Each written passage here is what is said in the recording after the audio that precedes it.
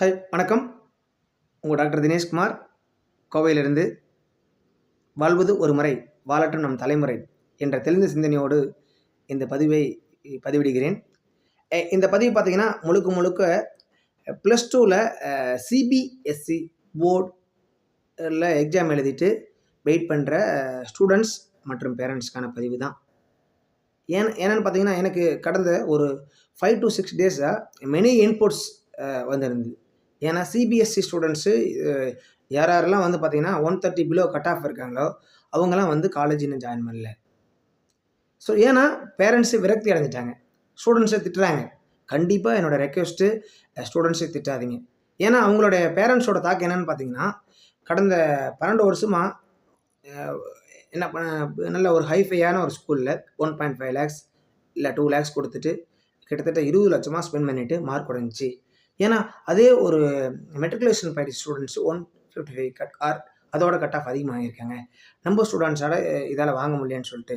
So அதனால் parents என்ன ஒரு தப்பான முடிவு எடுத்துறாங்கன்னா, எப்படியே கவுன்சிலிங்கில் ஏதாவது ஒரு காலேஜ் கிடைக்கும் எடுத்துடலாம் அப்படின்னு நினச்சிருக்காங்க. பட் அவங்க கட் ஆஃப்க்கு டாப் கிரேடட் காலேஜ் கிடைக்கிறது ரொம்ப ஒரு கஷ்டம்னு எதிர்பார்க்கலாம்.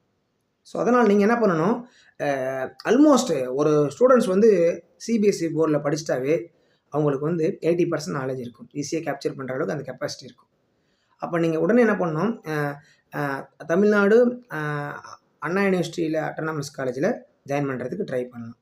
ஸோ நம்ம காலேஜில் பார்த்தீங்கன்னா உங்களுக்கே தெரியும் 40% management quota and 60% counselling quota. So இந்த மேனேஜ்மெண்ட்டில் கண்டிப்பாக பாசிபிள் இருக்குது மேனேஜ்மெண்ட் கோட்டாவில் ஜாயின் பண்ணுறதுக்கு அட்டானமஸ் கல்லூரியில்.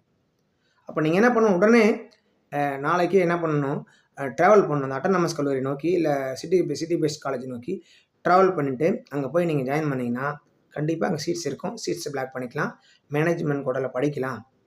சரி படித்தாச்சுங்க சார். அப்போ ஃபார் எக்ஸாம்பிள் நீங்கள் இசி படிக்கிறீங்கன்னு வச்சிங்களேன், இசியில் படிப்பீங்க. மெட்ரிகுலேஷன் ஸ்டூடெண்ட்ஸு 155 எடுத்து கவுன்சிலிங் வந்திருப்பாங்க. நீங்கள் 125 எடுத்து மேனேஜ்மெண்ட் கோட்டாவில் போயிருக்கீங்க. ஸோ கம்பெனிஸு ஃபைனல் இயரில் அல்ல தேர்ட் இயரில் ப்ரீ ஃபைனல் இயர் கம்பெனிஸ் வருது, கேம்பஸ் வருது. வரும்போது பார்த்தீங்கன்னா இந்த 125 எடுத்த ஸ்டூடெண்ட்ஸு சிபிஎஸ்சியில் படித்த ஸ்டூடெண்ட்ஸு ப்ளேஸ் ஆகிடுறாங்க. அவங்க சேலரி பார்த்தீங்கன்னா salary package around 2 lakhs per annum. But அதே 155 எடுத்த ஸ்டூடெண்ட்ஸு அவங்களும் அதே பக்கத்தில் உட்காடுறாங்க, அவங்களும் ப்ளேஸ் ஆகிறாங்க. அவங்க சேலரி பார்த்தீங்கன்னா 8 lakhs per annum. பட் ரெண்டுக்கும் டிஃப்ரென்ஸ் பார்த்தீங்கன்னா 4 lakhs per annum. எதனாலன்னு பார்த்தீங்கன்னா சிபிஎஸ்சியில் ஸ்டூடெண்ட்ஸு கொஞ்சம் ஸ்கில்டாக இருப்பாங்க. கம்பெனி என்ன எதிர்பார்க்குறாங்க, ஸ்கில்டாக இருக்கணும்னு எதிர்பார்க்குறாங்க.